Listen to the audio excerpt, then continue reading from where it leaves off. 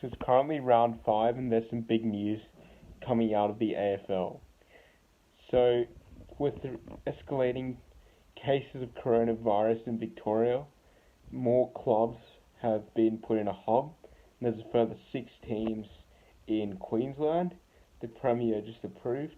So that means there's 10 teams there, which is very interesting. So there'll be a lot more supposedly home games at Metricon Stadium, and a lot of games are being moved.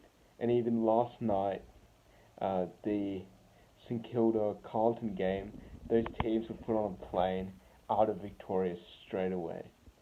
And moving on to the AFL news, prior to this round, there were 9 teams out of 18 with 2 wins from 4 games, with Sydney being one of them, except percentage was a deciding factor. And last night, a further two teams moved out of that, with St Kilda getting their 3rd win and moving into the top 4, with them looking pretty solid so far after wins over Richmond and Carlton and another one earlier in the season. With Carlton, they were looking alright through the game. They were never out of the game, and their 4th quarter was quite strong. But St Kilda just led by enough of a margin throughout the match to always feel comfortable. And tonight there's a big game, Collingwood and Essendon. And on Saturday there's a top of the table clash with Brisbane and Port Adelaide.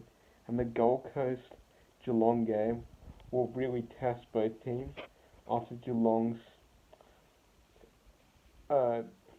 average start, hot and cold start, and Gold Coast's quite strong start. It will test how good Gold Coast really are with the quality of Geelong, especially at Geelong's home ground with GMHBA, although that is likely to be changed based on the coronavirus news and the news coming out of Victoria.